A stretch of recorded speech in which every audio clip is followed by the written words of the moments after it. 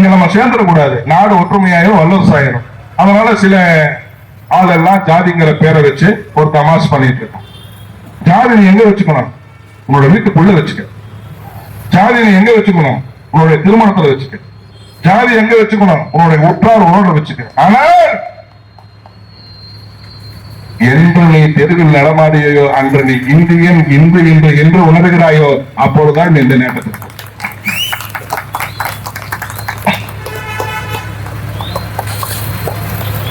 அனைத்து அரசியல் கட்சிகளுமே இந்து மதத்தை, இந்து அமைப்புகளை புறக்கணிக்கு. பாரதிய ஜனதா கட்சி, இந்த இந்து முன்னேற்ற கழகத்தின் மேடையில இருந்து நான் ஒரே ஒரு கோரிக்கை என்னன்னா, பாரதிய ஜனதா கட்சி கொஞ்சம் கண்ணை திறந்து பார்க்கணும்.